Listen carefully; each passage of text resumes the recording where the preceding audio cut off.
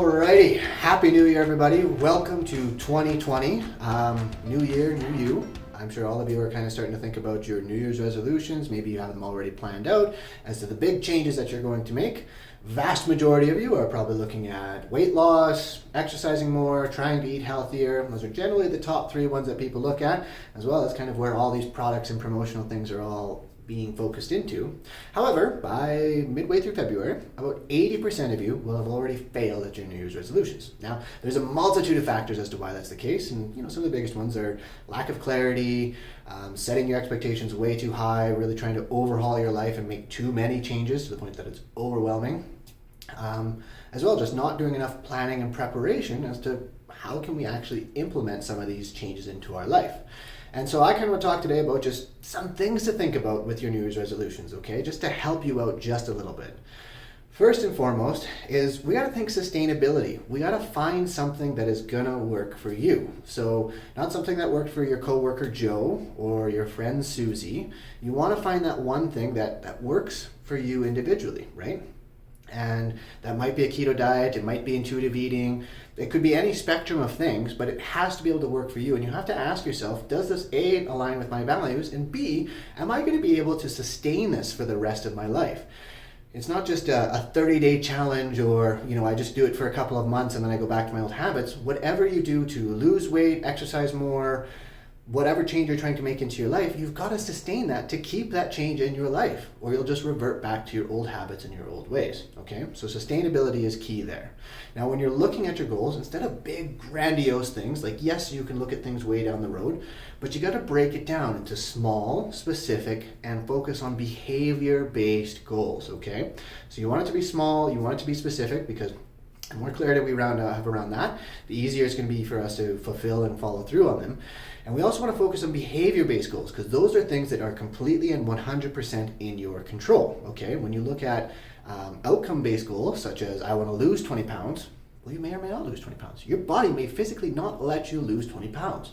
And so we want to focus on things like, I want to go to work and I want to walk at lunchtime at work 3 times a week for 10 minutes on Monday, Wednesday, and Friday. It's specific, it's small, it's a starting point, and build up from there, especially if you've been a person that hasn't been doing any physical activity. To all of a sudden say, hey, I've been not doing anything and I'm all of a sudden going to go to the gym after work for 90 minutes 3 times a week, probably isn't going to work. So you've got to find the ways and think about, how can I fit it into my life? Is this small and specific, and am I going to be able to sustain this?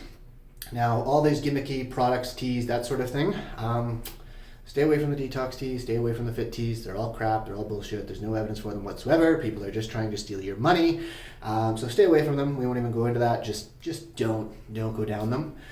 I would like to say that when you're kind of listening and taking in information, that looking at an individual's credentials or the fact that they're a medical professional means something. More and more, that's not the case in terms of the social media, Instagram world. There's lots of people who have credentials, are doctors, dietitians, pharmacists, whatever, that are spouting off information that isn't really true. So being mindful of that and being mindful of the information that's being provided.